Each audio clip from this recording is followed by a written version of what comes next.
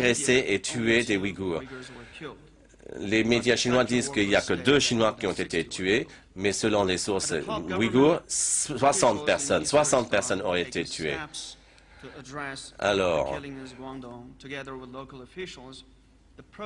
les manifestations à Urumqi ont eu lieu malgré le fait que les fonctionnaires ne s'intéressent pas du tout à l'examen de ces exactions contre les Ouïghours. Il y a eu également des actes de violence à Urumqi. Le 5 juillet, les Chinois ont commencé une politique qui a exacerbé la violence dans la région du Turkestan oriental. La Chine ne démontre aucune intention de promouvoir l'harmonie et la paix dans la région. En fait, des fonctionnaires clés du régime chinois ont exacerbé la situation entre les Chinois et les Ouïghours. Les autorités chinoises procèdent à la tuerie de manifestants ouïghours, ce qui démontre des abus de la part d'un gouvernement obsédé par le maintien de son contrôle stratégique dans une région riche de ressources. Après ces événements, maintenant il y a des doutes sur la version officielle chinoise de ces événements à Urumqi ainsi que dans la province de Guangdong.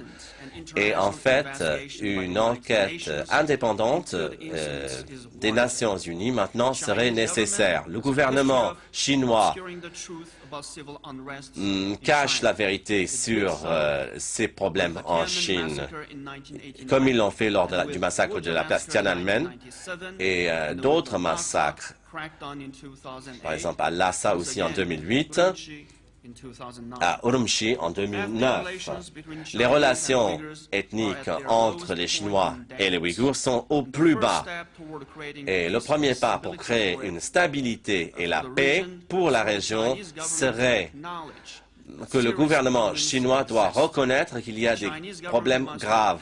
Le gouvernement chinois doit agir maintenant pour corriger ou améliorer cette situation en créant un espace pour le dialogue et en créant un mécanisme pour que les Ouïghours puissent s'exprimer par rapport à leurs griefs.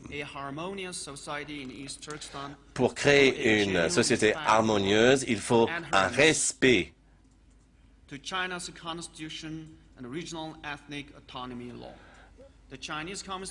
le Parti communiste chinois doit également promouvoir les droits économiques, sociaux et culturels des Ouïghours.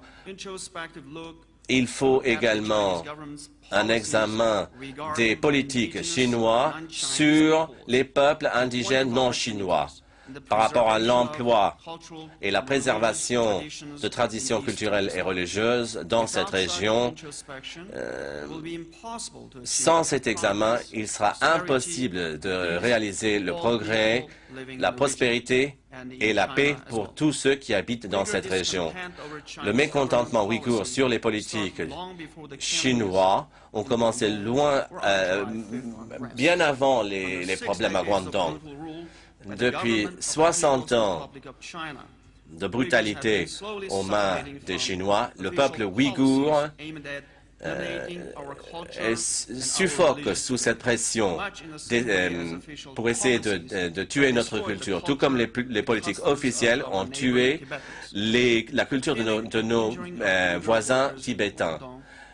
Ces événements de Guangdong et le manque de transparence n'étaient que le dernier dans une longue liste d'exactions contre les Ouïghours. J'ai vu moi-même la répression des Ouïghours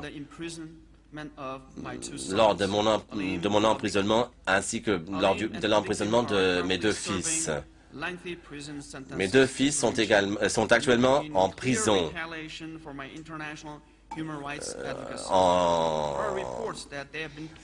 En fait, il y a eu également des informations comme quoi ils ont été torturés en prison.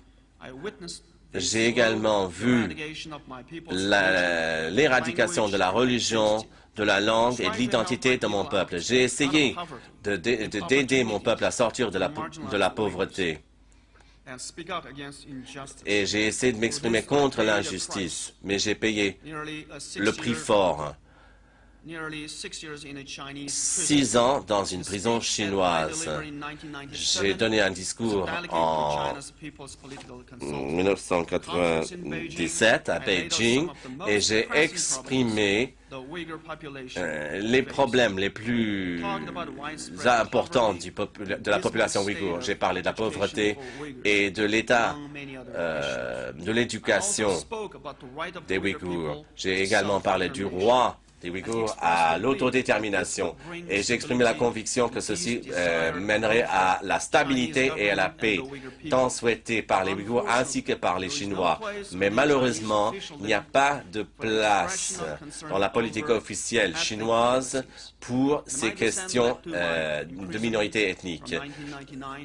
Après, j'ai été emprisonné pendant 6 ans.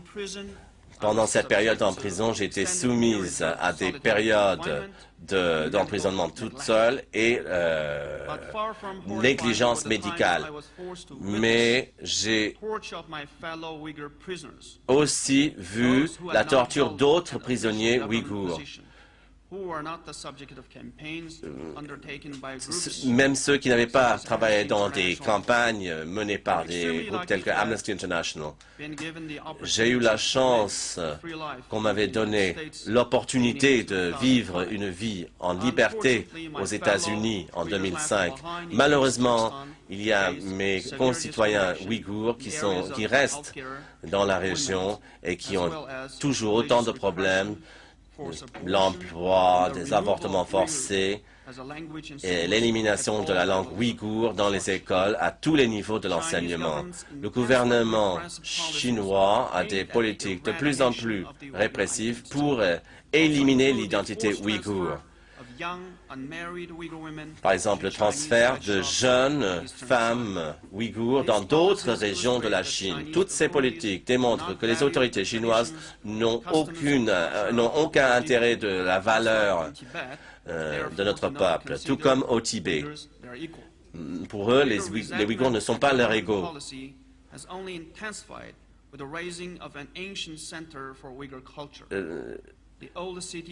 La ville d'Hashkor, une très vieille ville, berceau de la civilisation ouïghour depuis des siècles,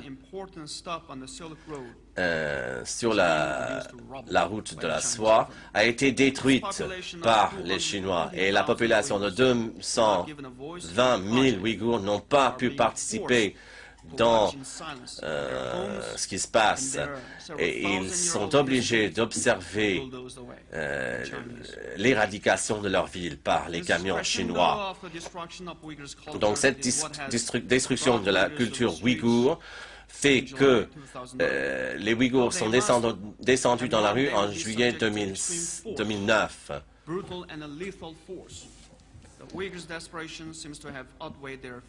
Mais en fait, ils ont couru le risque parce qu'ils savaient qu'ils devaient absolument se faire entendre à Beijing et ils avaient un appel pour la justice et pour la liberté.